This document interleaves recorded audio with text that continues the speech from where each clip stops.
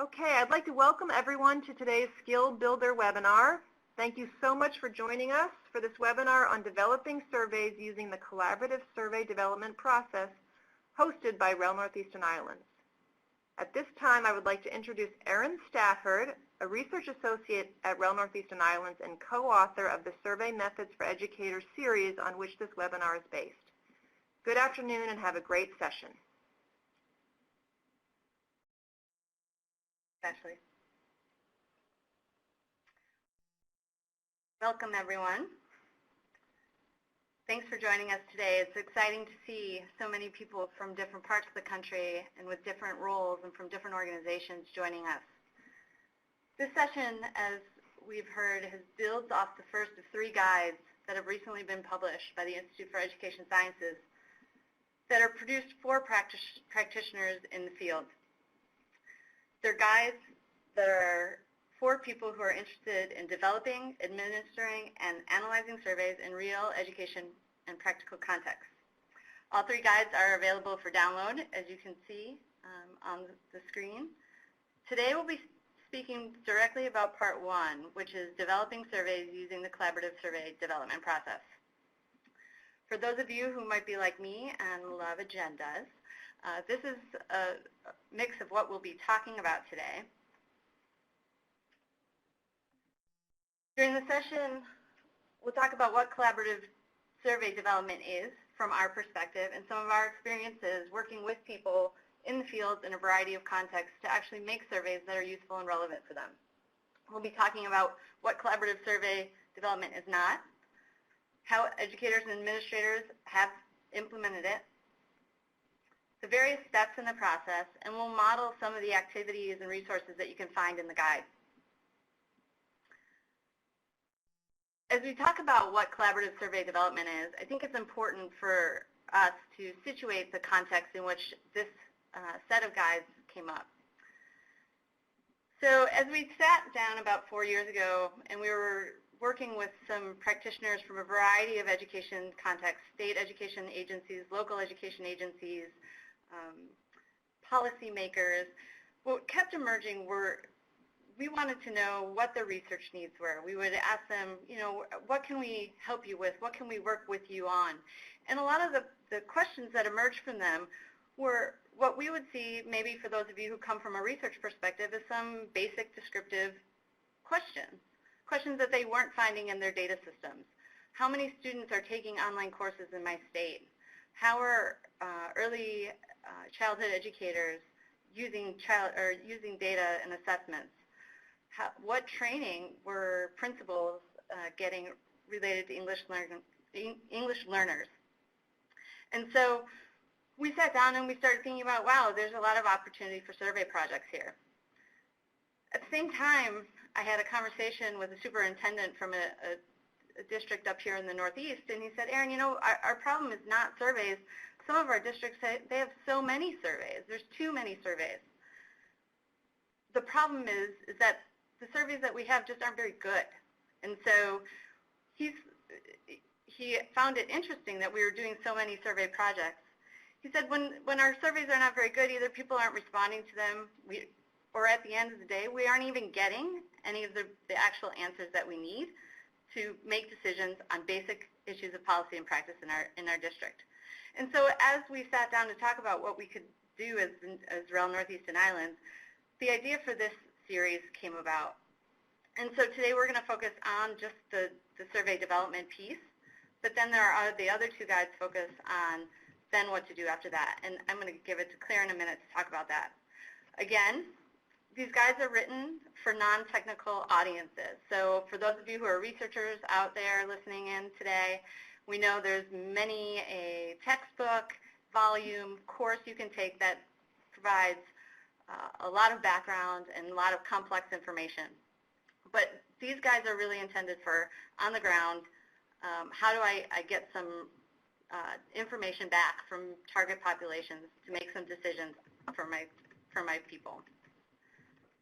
For those of you who might be interested in developing surveys or piloting surveys, evaluating impacts of programs, or conducting complex statistical analysis, we'd recommend that you look at the guide in the appendix, and we've recommended some of those more complex resources that you can refer to there. So I'm going to turn it over to my colleague Claire to talk a little bit more about the survey research process and how we contextualize some of the projects that we were doing. Excuse me. Great. Thanks, Erin. Well, I first want to welcome everyone today, and thank you for joining us. It's very exciting for us to be at this stage in the process after publishing the report, to be able to follow through and have a skill builder webinar like this. It's very exciting. So as Erin mentioned, oftentimes folks are doing surveys. They have questions of interest, but the data may not exist that are ready to answer the questions that they have. So either they have surveys that aren't working for them, or they don't have data systems that have the information that they need in them, and they may be developing those as well. And surveys can be a good way to get that information as long as they are useful and provide you the information that you need. So we have conceptualized the survey research process as 3 stages. So we have the first stage, which would be survey development, which corresponds to part 1 of our survey guide. The second stage, which is sample selection and survey administration, which would be part 2. And then the third, which is data analysis and reporting. Again, that's part 3. All 3 of these, while the first, they're all user-friendly. And again, if you want something in more depth, part 1 of the one that we're talking about today does provide in Appendix A some additional places where you can get those resources.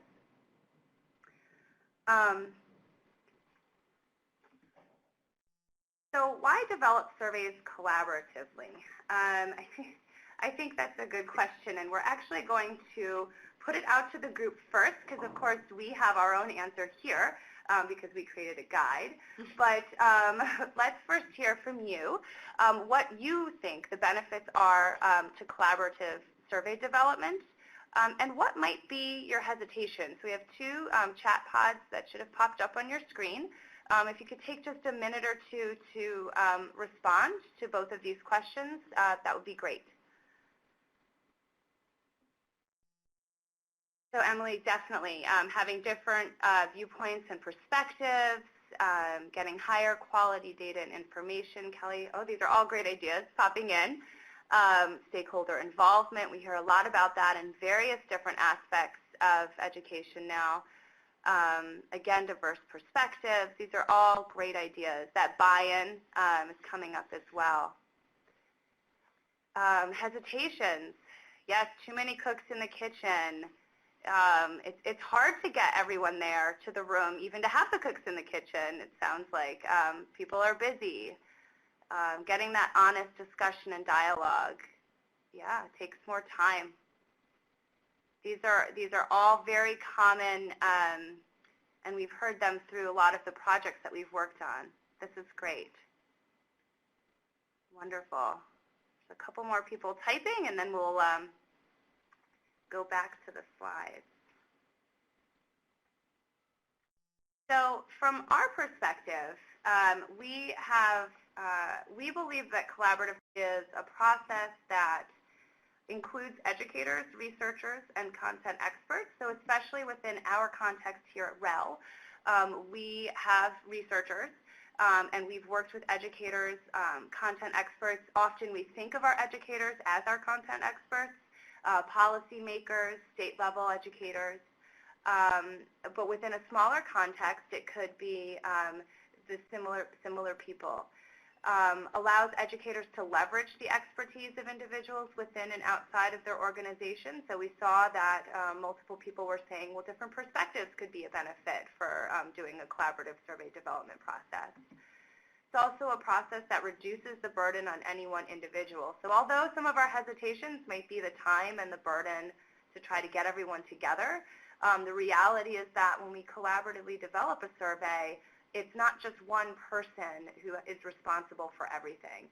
and multiple people can share that burden, if you will. And it really has the opportunity to produce a high-quality survey that's relevant to multiple stakeholders. So especially if you're able to, let's say we're doing a survey in the schools, and you're able to get a teacher and maybe a student and administration in the room to develop a survey, you're going to have multiple stakeholders, more buy-in, as we saw people talking about as well. So Erin briefly touched on the 3 case studies that we include in this report. They came out of 3 survey development projects that we undertook here at REL Northeast Islands. I just want to briefly touch on them. I think they're relevant insofar as providing examples helps others think about ways in which they might be able to use this process in their own context. So the English Language Learners Alliance was interested in an English learner student survey development. So in a state with a growing population of English learner students, administrators were wondering whether they should provide school leaders with direct guidance on issues related to educating these students. So they really wanted to know if school leaders had policies for identifying and monitoring English learner students, how teachers were implementing those services, and among other things. And so the state did not mandate collection of data of this type, so they didn't have any way of addressing those questions. So here comes the survey. So it was a really good opportunity for administrators to get together with REL and to develop a survey of principals to gather information about school policies and practices for these students. So that's one context in which we used this process here at REL Northeast Islands. So a second case was with the Northeast Rural Districts Research Alliance. So those of you who, by the way, for those of you who jumped on early, at REL Northeast Islands we have 8 different alliances. I probably should have prefaced this before. Please feel free to jump on our website at relme.org to explore the different alliances. But this is, when we say alliance, this is what we're talking about. It's a group of educators and policymakers and researchers who come together around a common topic. So I'm sorry to go off topic there, but I realized we should contextualize for folks. So the Rural Districts Alliance was interested in finding out more about their online learning. So a partnership of educators in New York wanted to know if they should encourage state leaders to invest in support for distance education and online learning. The longitudinal data system, as strong as it was, did not distinguish between distance education or online courses from face-to-face courses. So there was a gap there in the data. So the practitioners came together and wanted to survey schools to collect basic information, such as the number of online and distance education course enrollments by academic domain. And so this was a survey development project that was well suited to this collaborative process with REL. And just the last case is the Early Childhood Education Research Alliance. So this is an alliance of state-level educators, early childhood educators across the region, all of whom were interested in finding out more about how early childhood educators were using assessments, if they were getting the supports that they needed, what assessments they might be using. And in addition, it came at a time when they were revamping their early learning standards. And so they were curious about what educators knew about the early learning standards in their states, if they were implementing them to fidelity, and if they needed additional supports. And so again, this is an area where there's no data for folks to really address these questions or questions like these, and so we developed a survey collaboratively across the region for this process. So the guides really are written with tips for the core survey development team, and so we should probably define what we mean by that. So really, to somebody's point about the too many cooks in a kitchen, we definitely don't want 10 people sitting around a room trying to write one item together. That's not really going to get us very far.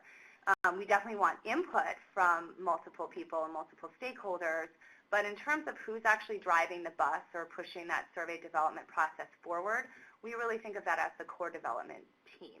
And so this really should involve 3 to 8 people, but really you want someone who's got at least some content expertise, some survey development expertise as well.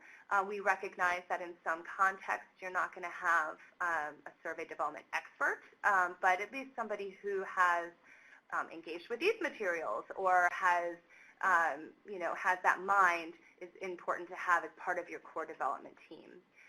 And then knowledge of the local context. And I can't stress that enough. And I know as a researcher, for me, going in and developing surveys, having folks with the local, knowing the local context, understanding how people might respond to certain items, certain language that might trigger, that's hugely important. So in addition to having content experts, someone who's really thoughtful about that local context is really important to have as part of that core development team. So today we're going to talk about the 5 steps of the process. So for each of the guides, we break down each stage according to 5 steps within that stage. So today we'll talk about identifying topics of interest for your survey, identifying relevant existing survey items, right? So why reinvent the wheel if we don't have to? Develop new survey items and adapt existing survey items. So of course, even if you find a survey item you like, it may not have the language that's appropriate to your local context.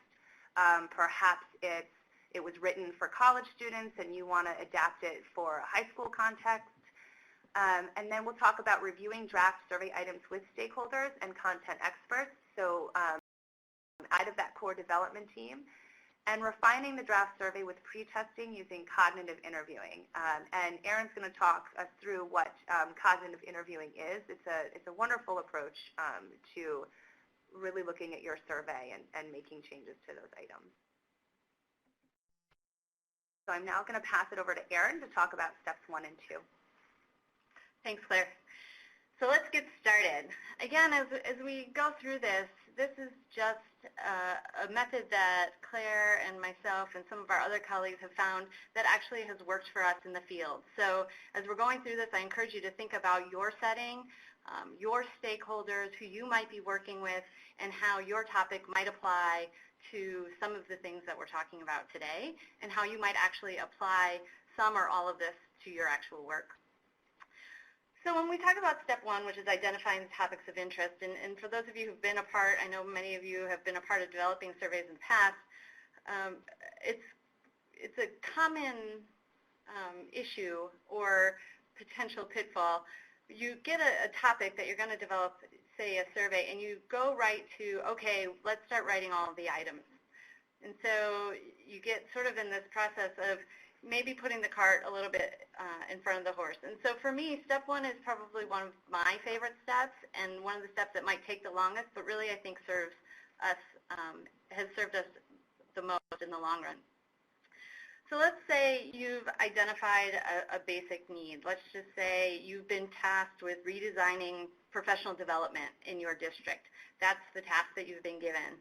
And so your goal for your survey is to first understand what teachers' experiences have been in professional development in your district in the last 5 years. And so from there, it'd be easy to sit down and probably start writing a whole bunch of survey questions and to make that survey on your own. But as you develop your core development team and bring in some of those people who are going to work with you, maybe it's the team that you work with to develop professional development, you might want to start thinking about what we see is actually the first part of step 1, which is, as Claire indicated, selecting and convening relevant stakeholders. Now, you might not want to have 20 people involved in your survey development process who are going to be there contributing to every item and writing every response option with you. However, you might have people who are really they are engaged or want to be engaged in the process, they bring something to the process, and they have a stake in maybe the results of that process. So this might be where you include the superintendent or the teacher leaders who might be a part of that professional development process, maybe a teacher or two who has actually been in professional development. Maybe you have a university professor or a provider of professional development who might be a part of it. And so engaging those folks in the development of the survey only makes it more relevant for those, for not only the people who end up taking the survey as part of the target population, but then who also might use the results of the survey that you're taking this much time to develop. Developing that relationship among the stakeholders so that they see themselves all in and actually that their voices are being heard as part of this process, we have found has been really key. So again, this might be a place where it seems like it takes an extra time to have that meeting or two to get these folks in a room together or on the phone together, but it's really, in terms of getting these people engaged in the collaborative process, an important step that we've found worked for us. It's at this point where you might start to break down what your topics of interest are. And so as we talk about topics of interest, I think Claire and I have done this in a variety of different ways, and I think I would encourage you to apply it to what makes sense in your setting. But you may sit with your stakeholders and your core development team and just have a big old brainstorming session, right? So you know that you want to talk about understanding teachers' experiences with professional development. What are all those things? And we'll do an activity in a moment where we'll talk about what maybe some of those topics of interest are for that. But what are all of those things that could be potentially addressed under that large goal? From there, with that group, you'll want to start to organize the list into topics and subtopics. Maybe think about prioritizing those topics. So you might end up with, and we've seen it, pages and pages of potential things that could be topics of interest. Prioritizing those to what is actually going to give you information to making your actual decision. Keeping in mind, you might have sensitive topics that come up. Examples that we've seen are around student sexual conduct or drug use. Those are things that you might want to just start flagging for looking into your policies and practices, maybe at your district or in your state around the types of things that you can and might want to survey about.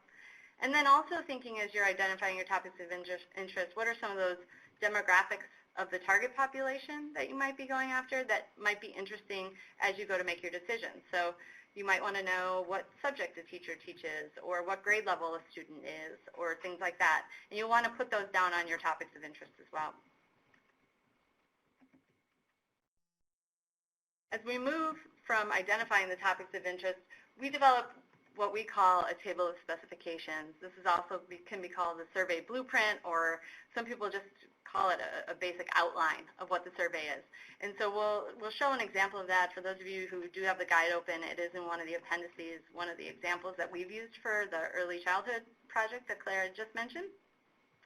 And really this is where you start to put into what your topics are, a description of what that topic is or subtopic is so that everybody in your stakeholder group can agree that everybody means the same thing when you talk about program type or professional development. And then all of those things that start to emerge from those conversations. So those notes about, oh, this district calls it different than this district. They use different vocabulary. Or, oh, I have an idea for a question we could ask under here. Or what's the target population? So we might want to ask both teachers and principals this question. And then that starts to also emerge, do you need more than one survey? Are you looking at more than one target population? And these are all things that you want to be doing in step one before you start developing those items. Because as you start developing items, all of these sort of background conversations to what goes into those items, if you have those sort of developed and the stakeholder group has agreed to them, it only helps along the way. And the last part, and sometimes people ask why we need to start talking about survey administration at this point. As Claire said, that is the subject of our Part 2 guide. But the format of survey administration can really impact a lot of the things that you're going to do in steps 2, 3, and 4. And so those questions about the format of the items, Do students, say if your students are your target population, do they have access to computers if you want to do a web survey? Do you, as the administrator of the survey, if you decide to do a pencil and paper survey, do you have the resources that you might need to enter that data and to analyze that data from a paper and pencil format? And so these conversations about the benefits and difficulties of doing certain formats are best done at this beginning stage because it can so much impact the questions that you might ask, how you might ask them, how they might be designed, and really make sure that the resources that you have available match the survey that you're about to develop. So this is an example tool. As I said, I'm not going to spend a lot of time on what's on the screen itself, but this is one of the resources that's in the appendices. This is a table of specifications that or blueprint or outline. It's just the way that we did it. You might do your outline a little bit differently, but it's designed. Column B comes from that brainstorming process and prioritization process, the description and some of those notes that emerge from that. And this is something, it's a working document. You'll also see in the left is the respondent. So in this example, they thought it might just be for the administrator at first, but there were some topics you'd have to ask maybe the administrator and the teacher, and these are all parts of those conversations about prioritizing what are your resources and what can you actually get done and how much burden can you put on each of these populations, or do you want to? Again, this is a working document. You'll return to it, or at least we did throughout the process. Again, this is just an attempt to get everyone on the same page and really on board with what's going to be asked and why and how and what all of that means. So I'm going to turn to an activity and ask for your input. We're going to, as I was saying before, say you're tasked with redesigning professional development opportunities in your district. And so you know that's the need. And so your goal is to understand teachers' experiences. So let's talk first. Who might be the relevant stakeholders that you'd want to include in the process of developing your survey? Who might be those people who have a stake either in the results or as part of taking the survey, or who might be a part of those policy decisions that might emerge from some of the things that come out of what you develop?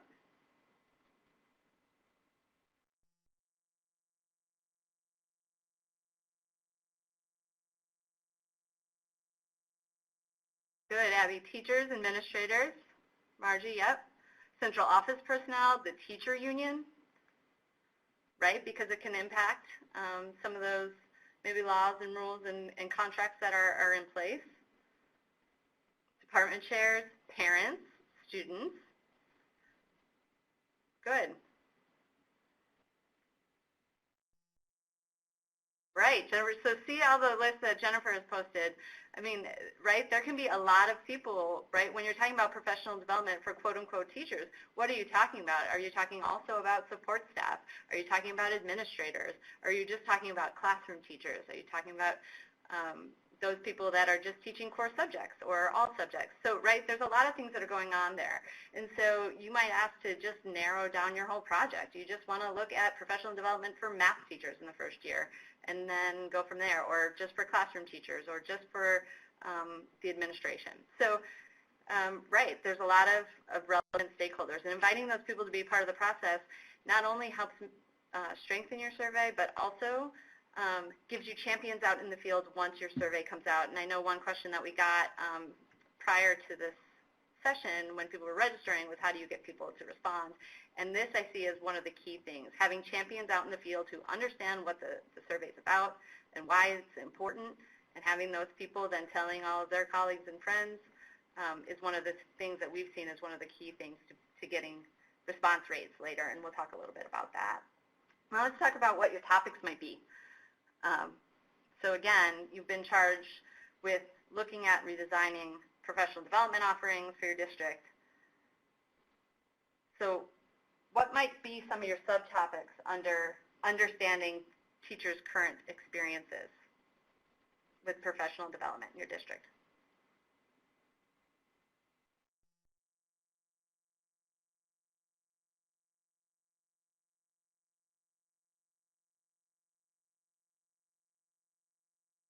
Multiple people are typing in.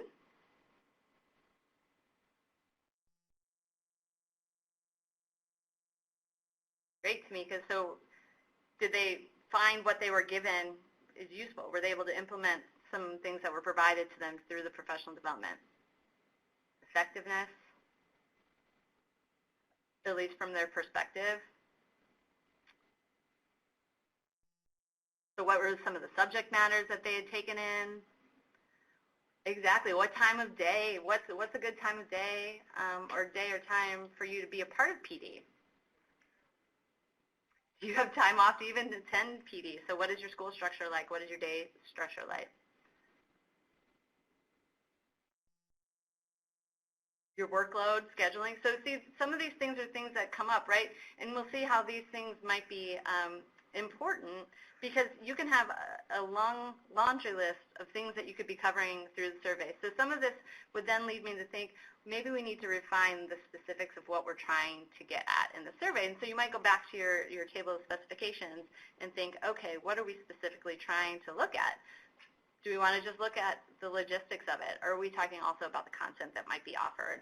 Are we looking, again, for who's the target population specifically? And these are the kinds of things that you want to talk about with your stakeholder group. Great, thanks everybody. And so from there, we're going to move to step 2, which is finally, yes, we get to start looking at items. So again, your core development team is going to come together and talk about, as Claire said, you don't always have to reinvent the wheel. So maybe your school or district is interested in implementing a climate survey of some respect. There's many of those that are out there. And so why start from scratch developing your own survey? And so we're going to talk a little bit about identifying first, what are those existing surveys? So we've sat down with our core development teams and talked about where are all the specific places we might find existing surveys. And we're going to do a little bit of an activity about that in a minute. But that might be thinking about, for you guys out in the field, what are those specific places that are related to your topic area of interest that you might find stuff that already exists. We might also look to, you might look in reports or things that have come out or come across your desk or in your email. And a lot of times those appendices, there is the actual instrument or tool that was behind whatever information that you're using as maybe evidence of why this survey is important for you. So you might find a tool that you can already use or adapt from there. You're going to want to make sure that you have some criteria among your team for vetting some of these surveys. So things that we look at is, has there already been some evidence of reliability or validity done on an instrument? As Claire said, has it been administered to a population that is somewhat similar to yours? It might need to be adapted. Do the authors of the tools that you find, do they have any sort of presenting bias? Do they come from a particular political perspective or advocacy perspective? Not that those are necessarily make them, disqualifying those instruments, but they might be things then that you just want to note as you're thinking about which items you're selecting. And from there, you're going to then look at those surveys. And so taking your table of specifications, your blueprint, your outline, and matching up those subtopics and finding questions that might actually match from those surveys. So what are those items? And you might come out with 5 questions about how the content of PD is offered, and these are the 5 ways they've been presented in the 5 surveys that you found. And that's going to be your source for your conversation about how you adapt them to make sure they make sense in your setting, and then also where you go from there in terms of, do we need to write new items or do we not need to write new items? And that's why it's important to connect them to your table of specifications or your blueprint, because you might find areas where you just don't have survey items. So I'm going to just move to a second activity here. And I know many of you have done surveys in the past, so I'm interested to hear places that you're finding your existing surveys. But for those of you who might be practitioners in the field and this is not something that you do on an everyday basis, you might not know even where to start looking. And so where could you find existing surveys that are out there?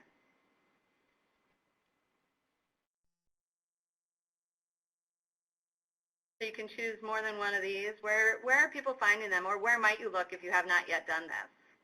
If you have other places other than the ones that we've suggested, please enter those into the chat.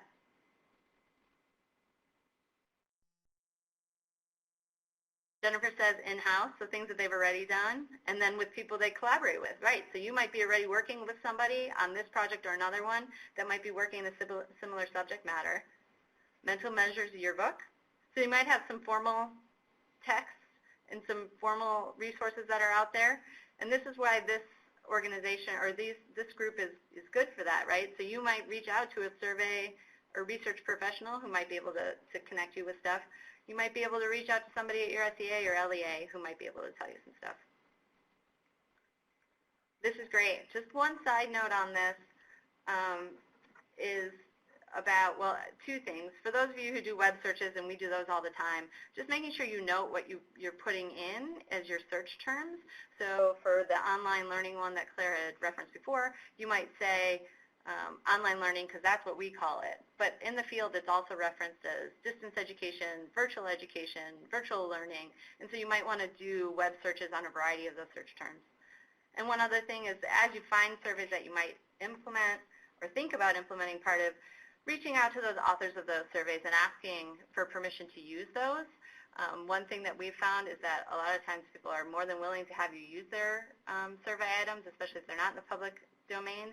And sometimes they'll give you a lot of tips on things that work well for them in their implementation or their administration of the survey.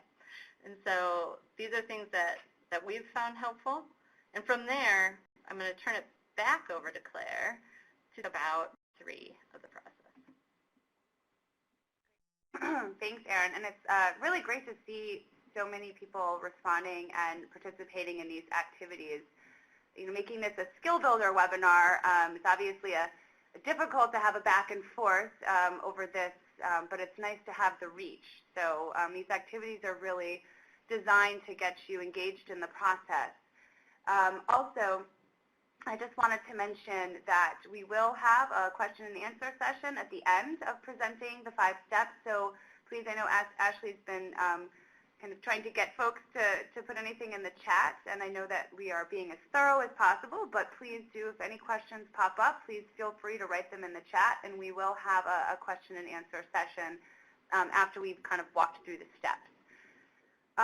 So in some situations, you may not find all of the items necessary, or you may not have any items that you are able to find or surveys that you're able to find to address the questions of interest to your group. For the early childhood education assessment and standards survey, we actually started from scratch. We decided there really wasn't anything out there that we could find was substantially similar, and so we started from scratch. You also will need to adapt your existing survey items. So I had mentioned that earlier, and Erin also mentioned that you may find a survey that really gets at some of what you need, but not everything. And so this step is really about drafting those initial survey items and adapting them. Using notes from the table of specifications can be very helpful, so that blueprint to help develop these survey items and adapt them. And if you do that, then you're able to really ensure that you are aligning with the topics and subtopics, that you're hitting all of them. What you're going to want to do is to draft more items, many more items than you anticipate having on your survey, sometimes up to 4 times as many, because you want to make sure that you're getting complete coverage. So it's always a better situation to be in to say, oh no, we need to delete items, rather than, wait a minute, we're not completely covering our topic of interest. We're missing a really big piece, and it's important. When you're adapting items, it's really helpful to walk through, making sure that the language is relevant in your context. Is the reading level appropriate for the folks that you'll be working with? Is there nomenclature? Are there trigger words that you don't want to be talking about? So really thinking about adapting them, or did they do an open response and you want to make your item closed response? So for example, in the survey that we developed for early childhood, The assessments, we ask an open response question of which assessments do they use. We have used it in some other work where we adapted that. It was a much more specific context, so it wasn't regional. And we were able to say, well, we know what the most used items are in this, or assessments are in this region. So we're going to create a closed item where they pick from a list of commonly used assessments. And that really helps with data processing, as we'll talk about in a minute. And you want to make sure that you are aligning, again, with the topics and subtopics.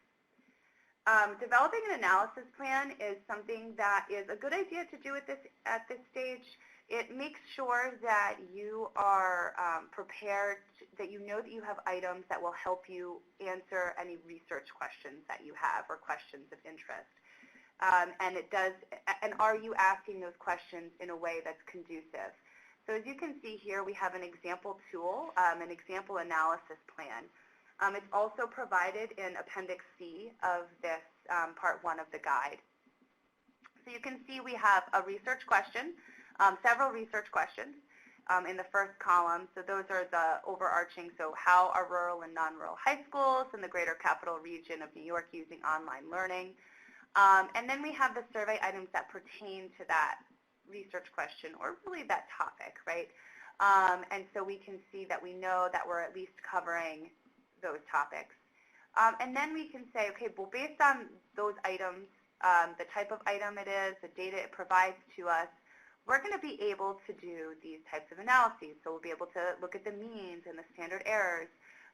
For some, it might be frequencies. For some, it might be a count. It really depends on the data and what makes sense. And then what would be your potential method of presentation? So again, this is just an example, but it's nice to have an idea up front of what you're going to be doing to ensure that you are able to answer your questions based off of the survey. So in the guide, we do provide some, there is a box, a table that provides information about different item types. And there's also some information about what are some common pitfalls that you might want to avoid when you're drafting items. And so we're going to do another activity where we are going to ask you, we have 3 questions here, what is wrong with each of the following questions and how might you change them? So for those of you who have read the guide already, these are the 3 examples in there, so you already know the answers. But so the first, I do not feel supported by my principal. Strongly disagree, disagree, agree, strongly agree. Right? Sure seems too general, not specific. Too general. These are good. I hadn't looked at it from that perspective, and I think that's really interesting. It's almost like doing a cognitive interview process right here on the fly. Yes, no question that is not about agreement. Kimberly, you hit the nail right on the head for what we were thinking of. Negative questions are hard to answer. Zephrine, you also touched on that. So while it can be beneficial to have items that are viewed as negative, sometimes you get better responses that way. It's really hard to tell. It's almost like a double negative here. How do we answer this question? I do not feel supported by my principal. When I disagree with that, what am I really saying? Am I saying I feel supported by my principal? And folks have already jumped on to the next one. So please rate the extent to which you feel supported professionally and personally by your administrator. People jumped right on this one. 2 questions at once, exactly. So we would call this a double-barreled question. And so you might feel supported professionally, but not personally by your administrator. And so really deciding if you want to know about both of those, if you would, then you would really need to break this into 2 questions. And then question 3, I feel very much supported by my administrator. Very much, relative term, very much is leading. Well, I like that leading language. I hadn't thought of that. Good. Who are we talking about when we talk about administrator? Very cool. Yes, so some folks jumped right onto that very much. So I would think of this as double weighting. So in general, you don't want your item stem, which is the part, I feel very much supported by my administrator, to the question. You really don't want it to weight the response. You really want that to be in your response options. So it would be better to say, I feel supported by my administrator, and let the person either strongly agree if they feel very much supported by their administrator. Yep, great. These are all really good comments and changes. All right, so after you have drafted items and made your initial changes to your to the items that you've pulled from other surveys, you will move on to step 4, where you will actually review your draft survey items with stakeholders and content experts. And this can be a lengthy process. It can actually be a lot of fun. Of course, I like doing this stuff, so you might not want to gauge what I think is fun, but that could tell you a lot about me. But I'd say, if possible, it's really good to have these in person. I actually am working on another development process, a survey development right now, and it was just so nice to sit in the room with folks and actually go item by item and be able to review together. But that's not always possible. And so one thing that is true, no matter whatever format you hold those meetings in, you want to make sure that you're allowing ample time for your stakeholders to engage with the survey items, to ask questions, to clarify, to make sure that the language fits for all of the stakeholders that the survey is relevant to. You want to get their feedback. You may need to have multiple sessions in order to get all of the feedback. You could have a long session, that might work, but for example, with the early childhood, we had, over the course of, I think, 4 weeks, we had a weekly 2-hour meeting once a week in order to really get the feedback that we wanted. These were all over the phone. Like I said, it was a regional group of folks. We actually had folks joining from the Virgin Islands. We unfortunately couldn't get a meeting down there, which we were all rooting for, but so we had them over the phone. We sent materials ahead of time. You might make use of online resources such as WebEx, or like we're in right now, Adobe, whatever makes sense to you. One thing to definitely flag would be anything, any survey items that are disputed, any survey items where your stakeholders don't know if the language is clear. Those are really good to flag, and again, Erin will be talking about the cognitive interviewing process, but those, if you flag them, can be specifically touched on as part of that process to make sure that you're asking a larger group of people what they think of those items and how they might be viewing those items. So then the next step really is to construct the survey, and that might seem like a kind of a duh step. Of course, you've got to put the survey together. But up to this point, it may not have been in a great format. One thing that I always like to do, even if we've decided that we're doing just an online administration, is I like to create a paper and pencil version in, I use Word as my word processor, that looks nice, that if for some reason technology went away tomorrow, we'd be able to just administer it. That, for me, means that I'm able to have on my computer a final copy, a copy that if I make changes, I can see those changes, and I can see it much more clearly. One thing to think about is to order the group and group the items to minimize the strain on respondents.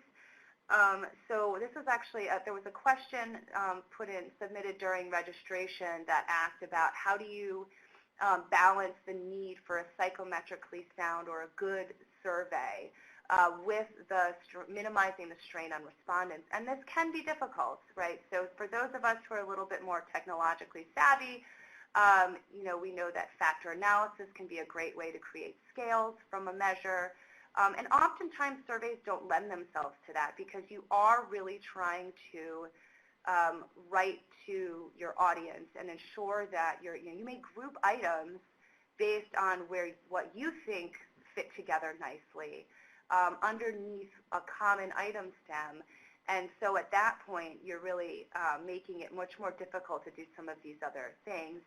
We do touch a little bit on this, but again, if you really want more of an understanding of that process, of the kind of the psychometric process, we suggest you go into the text.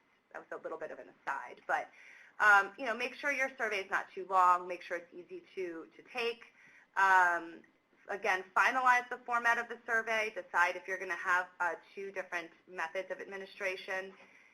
If you do that, do think about what impact just the way in which you administer the survey could change responses. So people who take a survey face-to-face or over the phone might respond differently than if they were doing a web survey, or they might respond differently if it's paper and pencil.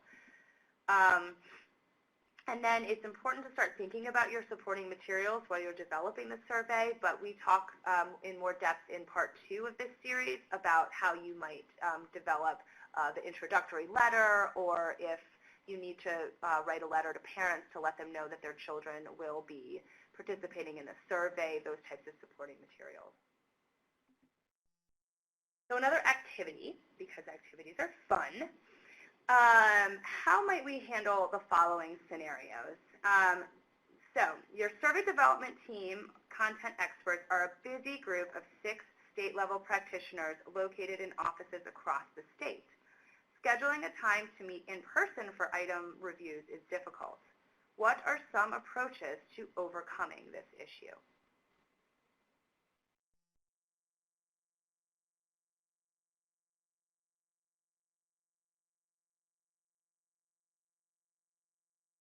Conference call, yes, that's wonderful. Skype. Google Docs, yes, I've had to become very familiar with Google Docs, I can tell you. It's been a learning curve.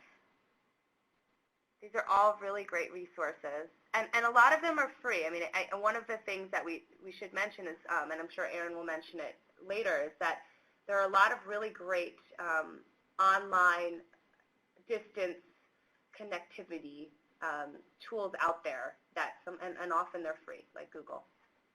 Great. Wonderful. Great, these are some Zoom. I actually am not familiar with Zoom, so I'm learning something new. So we're going to do another one before we move on. Oh, Zoom is wonderful, someone wrote. That's great. I'm going to look into that now. So the second scenario is the survey development team cannot come to consensus on the wording of an item stem. And it is, are there opportunities for advancement at your program? Some team members think the item as worded implies that you're asking if each respondent is able to move up at his or her program, while others think you're asking a more general question regarding whether or not the program encourages or allows for upward mobility of employees. So given this scenario, how could you handle this dispute? Could you clarify the intent of the item, reword the item to the satisfaction of the team, ask about this item in the cognitive interviewing process, all of the above?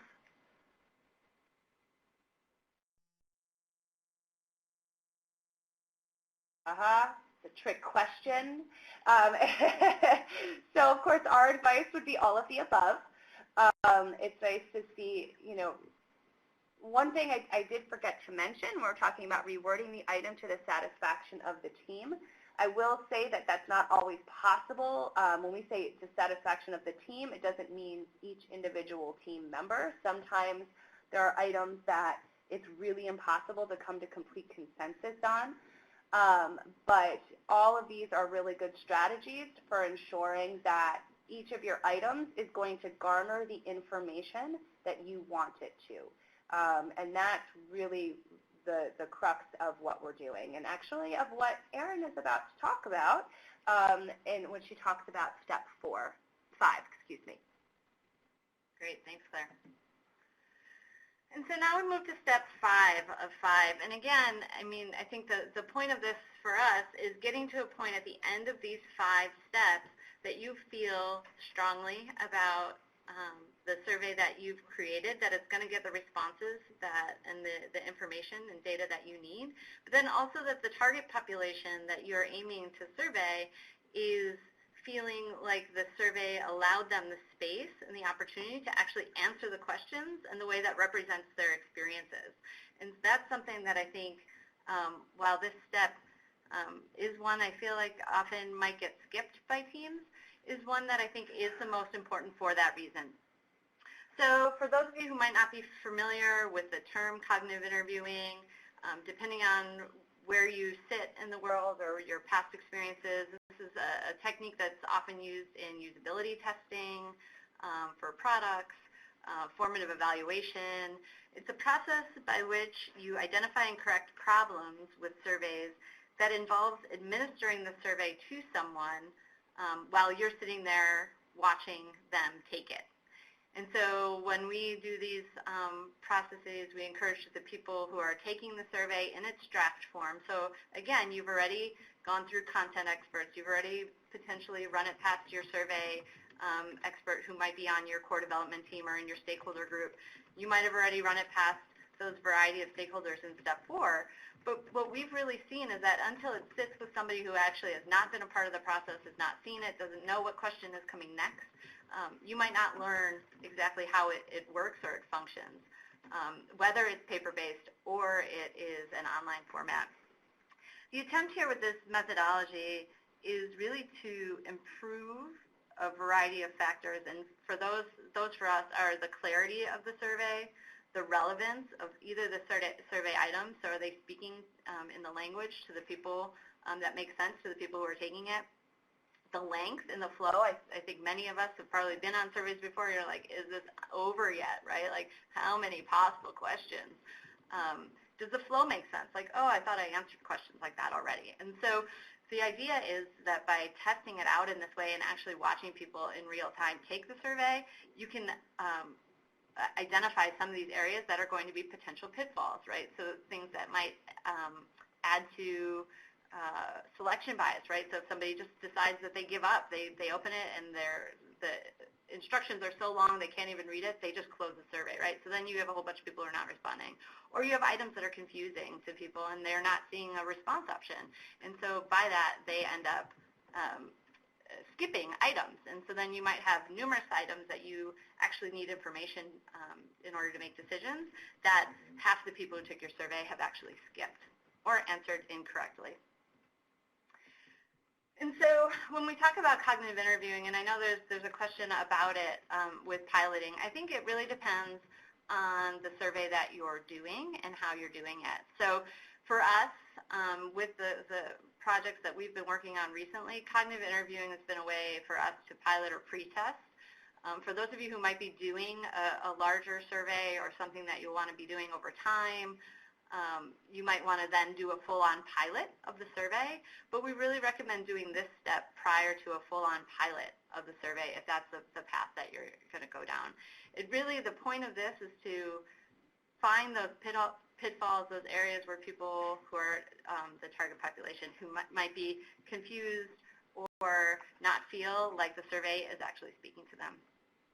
And so as we talk about this, and we'll open it up for questions and answers in a little bit,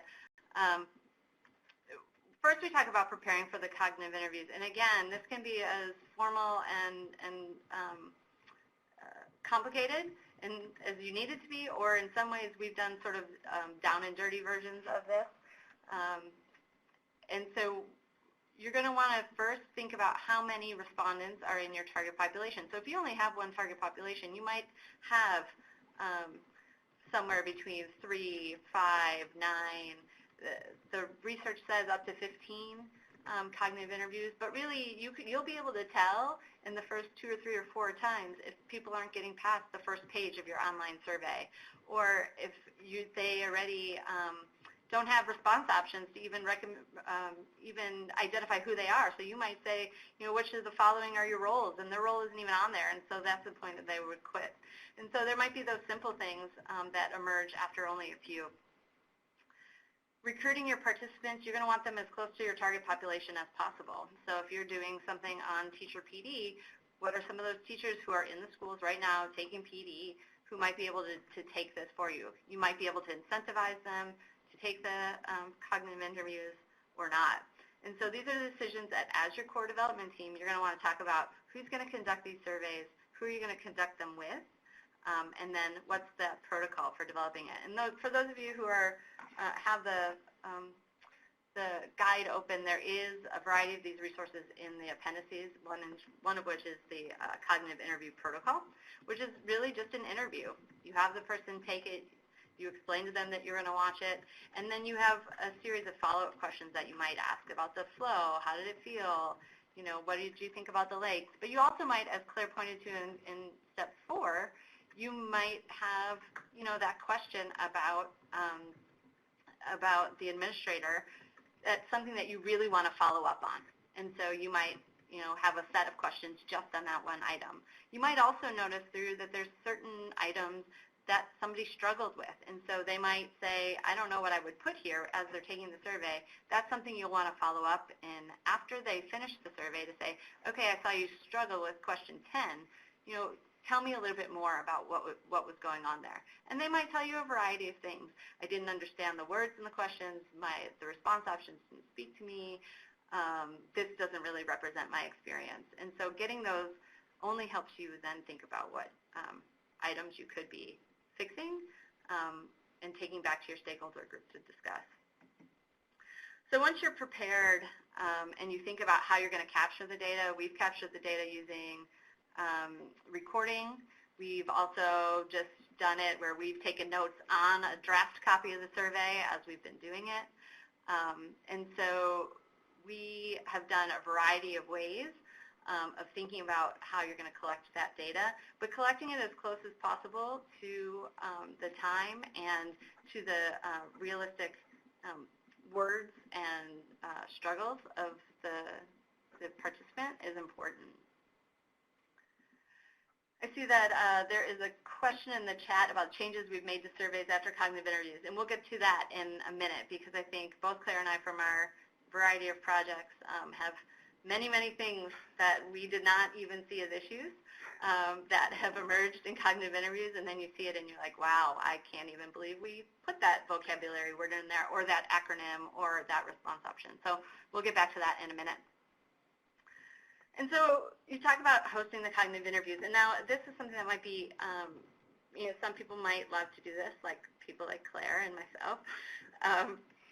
And then there's some people that this does not feel like a natural thing to do. You've spent all this time developing your survey or thinking about it or meeting with these stakeholders, and you feel like it's in a good place, and it's not always fun to hear someone say, I have no idea what you're asking me in this question.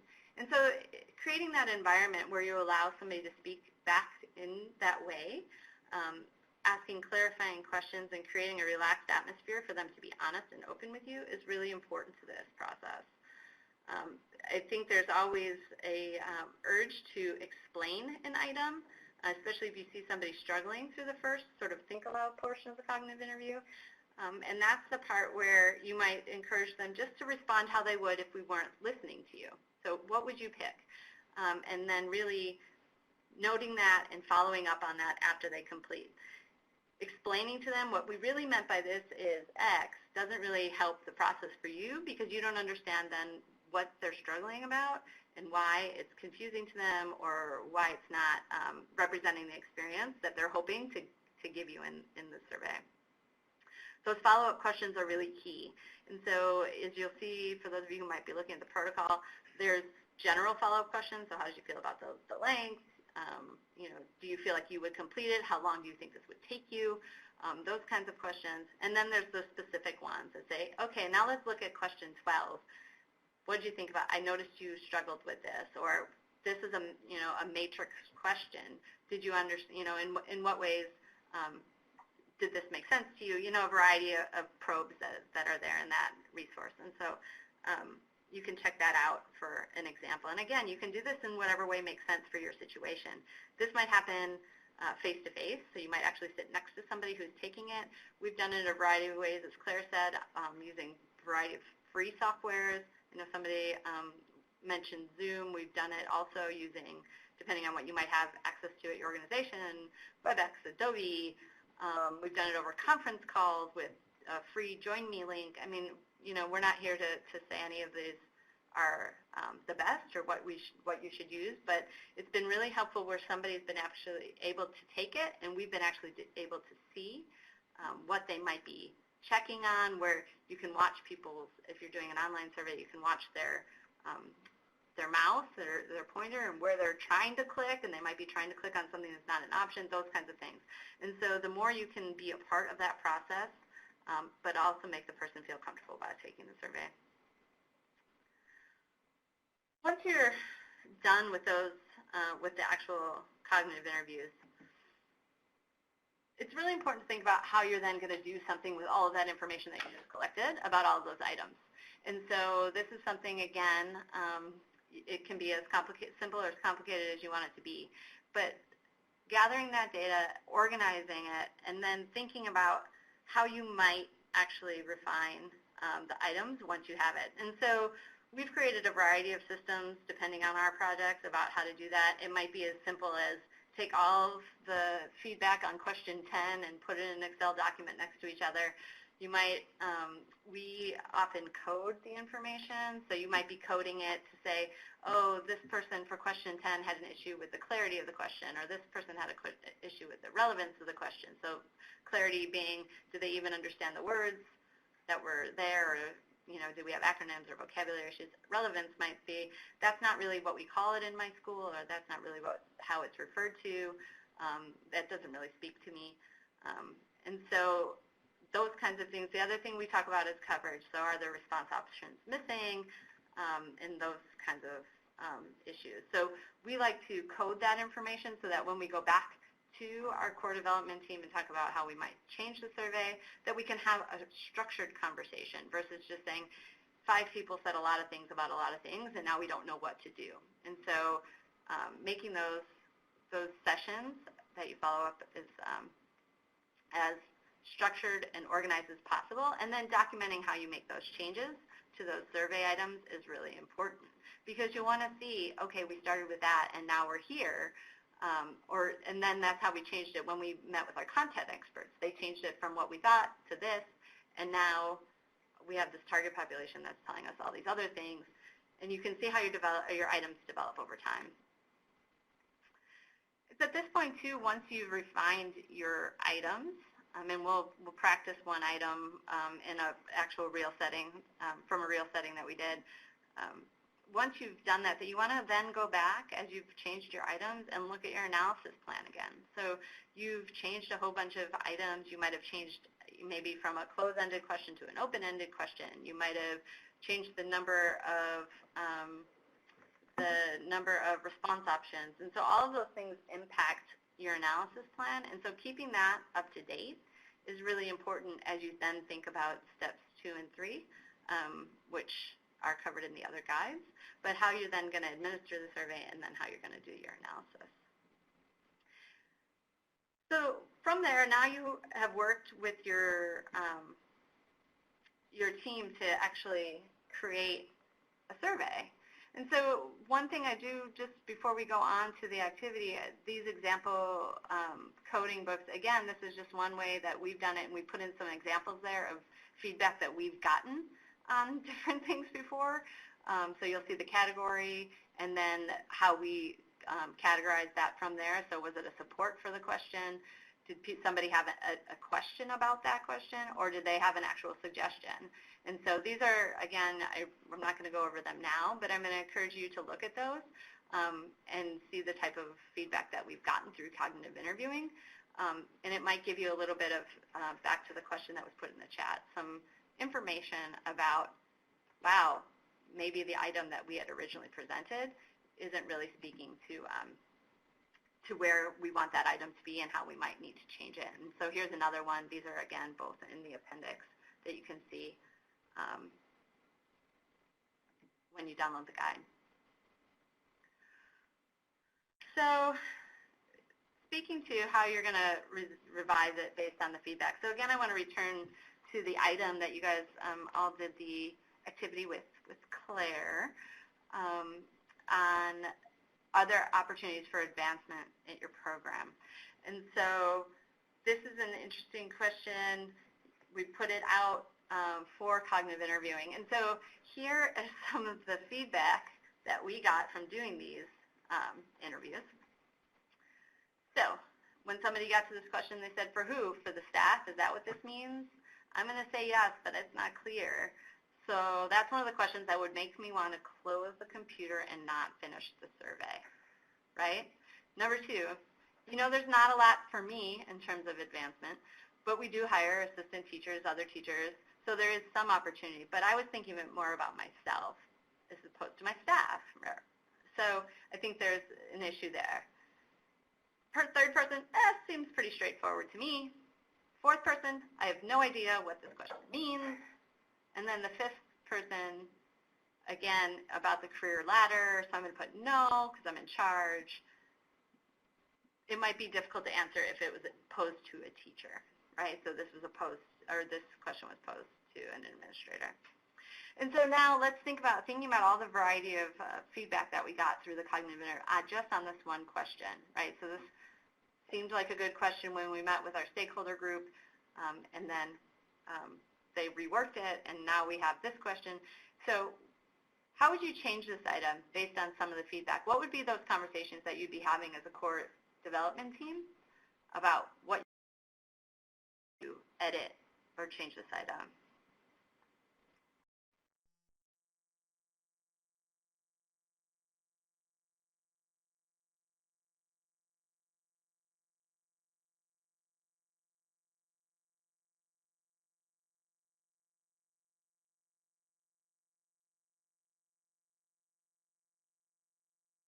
Claudia Post, are you aware of opportunities for advancement that you can take advantage of?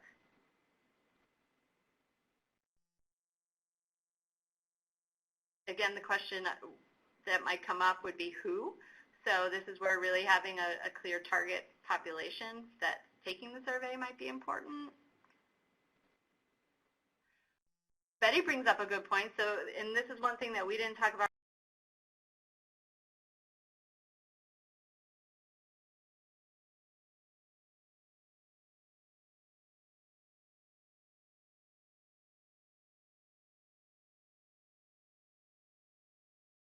Today, but questions that's particular to you, so you might just have the teachers who are filling out something about advancement. The other thing is that on the analysis side, you could just look at this question for people who completed the role of teacher. Are there opportunities for advancement for your junior staff? So clarifying who the opportunities for advancement are. Or are you able to advance in your position, right? So really making sure that it is directed to whoever is taking it. And again, this is where maybe having a role question in terms of the demographics might be important.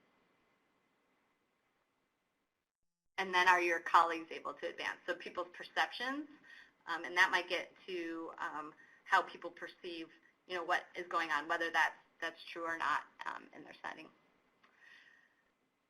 I'm going to let Claire reveal what they decided to do with this item in her project. So I believe we deleted the item because it was just decided that it wasn't adding anything to the topic of interest. It wasn't going to be answering the research question. We also had, during the cognitive interviewing process, we still had many more items than we really wanted to include on the survey. So given the continued confusion, we decided that we would actually delete the item. We couldn't come to consensus. And again, John just posted, you could ask directly what the opportunities are, and you could have a list. So you could put that list out there, have an other, you know, fill in if there are other opportunities, and then at least you're closing out what those options might be. It has ramifications for analysis, but at least you're getting people to think about the variety of things. Yes, sorry. No big reveal there, Kenwin. Sorry about that. Sorry, Kenwin. And this is the reality. reality of it. I mean, I think as a core survey development team, you might really have loved that item and thought that was the whole point of your survey. And that's where having the team of folks that say, you know what, that's not really adding anything. It's actually confusing people. It's taking them down the wrong direction. And that number one feedback of might be the point where I just closed the survey is a big deal. And so if you think about, and I know I am very pro this step, but if you have people who are closing the survey and not completing it based on this one item, you're missing out on all the things that you've spent time developing on. And that's back to the question about things that we've changed based on cognitive interviewing. We've changed instructions. We've changed the length of surveys. So you might 30 items only take somebody 7 minutes, and then in a cognitive interview, you see it's taking them 25 minutes to complete it. You might close-end, open-ended questions because it's taking them forever to complete. You might take out the acronyms. You might clarify vocabulary. You might realize that words that you didn't think were vocabulary are different depending on schools. So a school might call their professional development training. They might call it something else that is an acronym that is known in their school. And so those are the variety of things that we've changed: wording, response options, lengths of surveys, instructions, administration materials, which we're not going to talk about today. But if people are confused by what the point of the survey is when you send out the email about it, that is a problem as well. And so we've used cognitive interviewing to do all of those. And so as we talk about now, you know, we have our survey at this point, and we're feeling pretty strong about it. We might take it back to our stakeholder time so they can give the final okay on the items that were changed and have that final discussion. But that's also then the chance to use them as your champions as you're then thinking about moving into step 2, which is sample selection and survey administration. Again, we're not going to talk about step 2 today, but we do have another guide that's organized similar to this guide in a 5-step process. And it'll take you through. It also has a variety of appendices for those of you who might not be familiar with doing these kinds of things or might not have the technical background. Again, this is designed. There's many, many formal resources and textbooks on this, but this is sort of a way to do it in a practical setting for a non-technical audience. And then the third guide, which talks about analysis and reporting. And so this then, once you've administered and you've gotten your responses back, now what do you do with it in order to ensure that what you're presenting out there as the findings are actually accurate, and that your team of folks, your core development team, and then again bringing your survey stakeholders back together to talk about and make meaning of what you're finding. So these are both available for download if you check out the REL publication site as well. We just don't have time to talk about them today. I think at this point we're going to open it to questions and answers. I know some people put in some questions when we originally did the registration, but then some of you might also have questions on the chat today. So if you want to type in to the chat, and we'll go from there.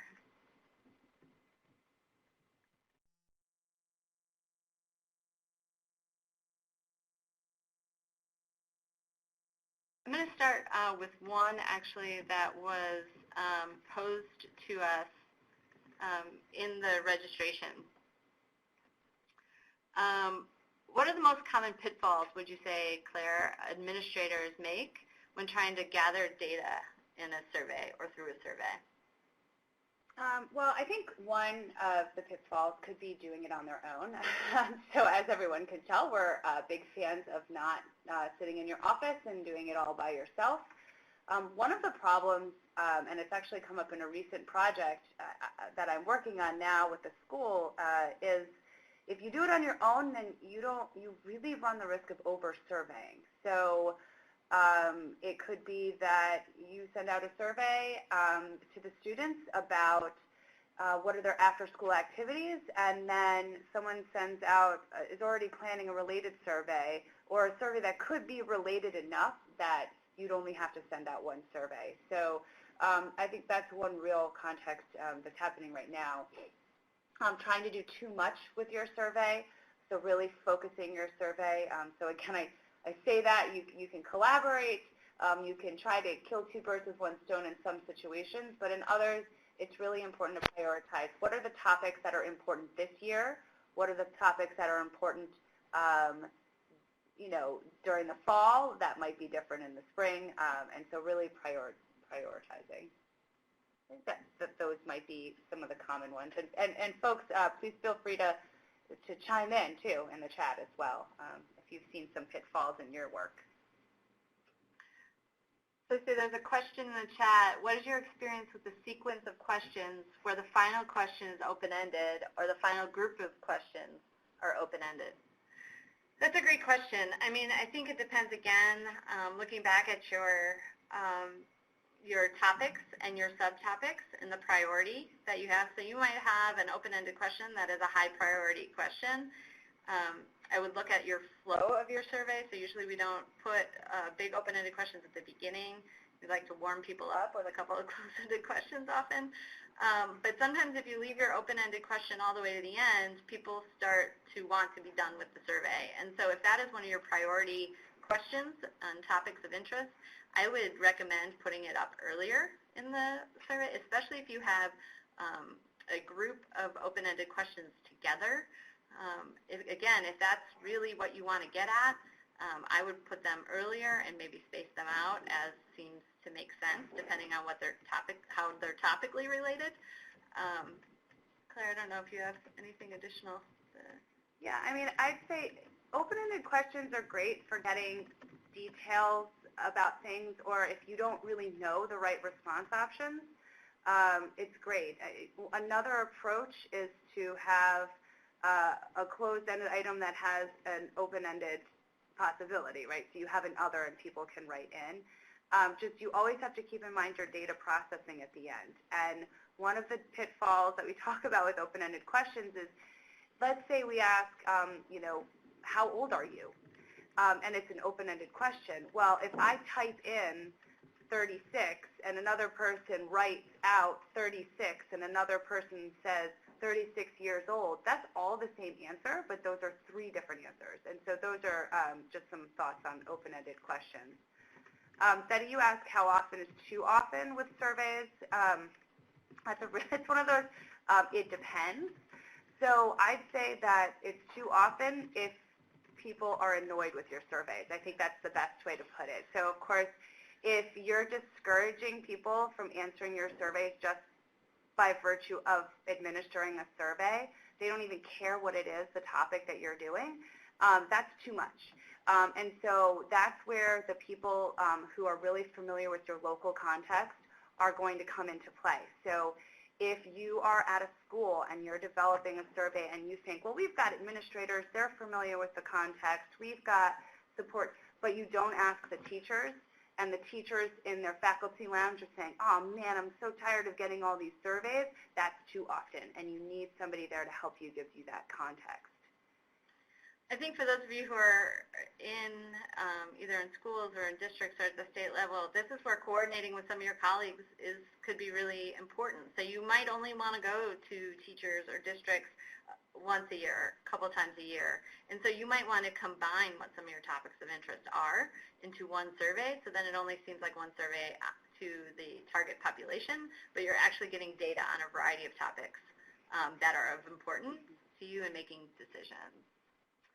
Monica had a question about the ideal time that people are willing to spend taking a survey. Again, this varies. We tend to aim for not more than 15 minutes at the absolute most. But again, I think it depends on the investment of your target population in whatever the topic or subject matter is. So if it is about redesigning your entire professional development process, teachers might think that's something that they want to spend more time on. If you're talking about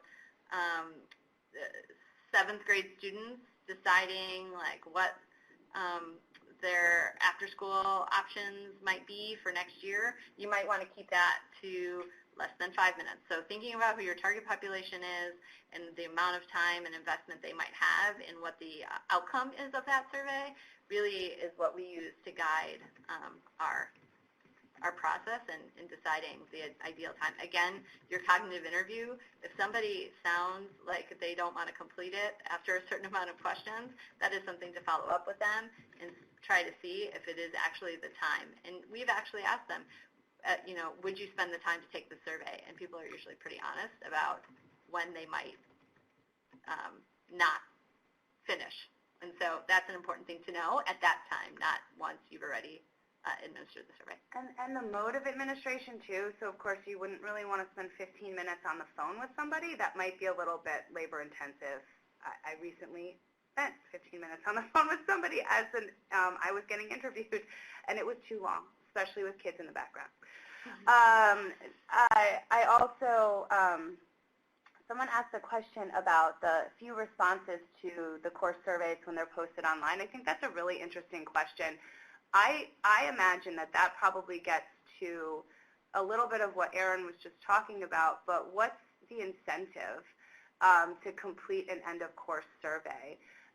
Is there a possibility to have them be administered in the class, even though they're online? I know that when I was in my graduate program, I helped develop a new end-of-course assessment. And that actually, in order to get your grades, you needed to complete the end-of-course assessment. That may not be the direction to go, but that's incentive because you don't get your grades unless you do. So I think that would be my guess, that would have a lot to do with that. There's also the question, speaking of incentives, what have we used and worked well other than Amazon gift cards? We have used Amazon gift cards. It's an interesting question, and again, I think to what Claire just said, some of our greatest incentive has been what the target population sees as getting out of it. So depending on where you're situated, if a teacher knows that, or a principal knows, or a superintendent knows, or a student knows that what they're going to have to say actually impacts something that is done, that is often the best incentive. Now that might be difficult depending on the culture of where you're implementing your survey, whether you're an inside or outside person, but that's where having your stakeholder group and members of your stakeholder group be really connected to your target population sometimes is the best way to incentivize, so that people really know. We also, at the beginning of all of our surveys, say how the information will be used, and then depending on the survey, might say, and you'll find out the response, like the answers to this, and we'll share that with you. And that might not be us sharing that with them, but they might, see it in their school newspaper, or it might be shared at a school board meeting or something like that, so that people don't feel like they just responded and they don't know where their responses went and it was like this. So really that self-motivation and internal motivation, but we have used Amazon gift cards, drawings, a variety of other things, but that's not typically the way we like to go. And I think it's time to sum up. These have been really great questions. I know I've enjoyed myself. I wish that we were all in the same room together, but preferably in Hawaii with our attendees there. But I'm going to pass it back over to Ashley, I think, to finalize. All right, so we just want to thank everyone who joined us today and for your great questions and participation in all the activities and polls. In about 2 to 3 weeks, you will receive a thank you email with us, which will provide a link to the webinar archive, which will be posted on our website. So you will be able to view the webinar again or share it with your colleagues who weren't able to participate. We very much appreciate your completing our feedback survey, so please remember to do that, and have a wonderful afternoon wherever you are. Thank you so much for participating.